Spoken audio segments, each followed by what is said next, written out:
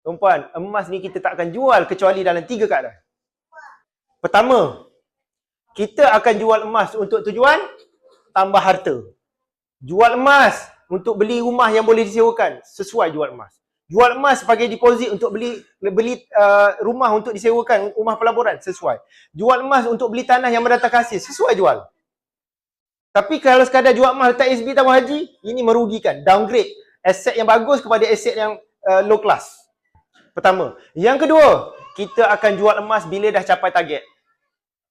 Target apa? Simpan emas untuk pendidikan anak-anak. Anak-anak nak masuk universiti, jual.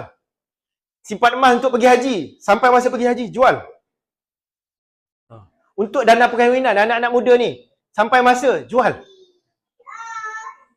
Anak muda belajar universiti, simpan emas, kahwin cepat nanti. Sebab habis belajar, simpanan ada. Banyak dalam murid-murid saya, mahasiswa, tak habis belajar lagi dah kahwin. Lepas ni ada testimoni nanti. Tak habis belajar dah kahwin. Sebab dia ada simpanan yang banyak. Tak payah buat loan, kahwin tak payah buat loan. Okey? Dan yang terakhir, waktu bila kita jual emas, waktu duit emergency kita dah habis. Tiba-tiba duit kena beku. Habis dah. Jual emas. Itu saja. Lain pada tu kita tak jual emas. Okey? Okey. Akhir sekali tuan-puan. Last sekali. Okay. Last sekali. Kenapa public goal tuan-puan? Yang pertama, simple saja. Public goal tak berhenti bagi ilmu tuan-puan.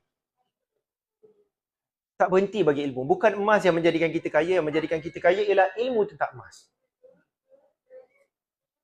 Public goal tak pernah berhenti tuan-puan bagi ilmu.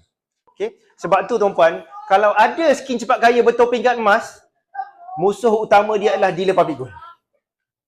Cuba tuan-puan perhati, skamer-skamer emas, dia tak bermusuh dengan ejen emas, company emas lain, tak ada. Public gold je musuh dia. Sebab apa?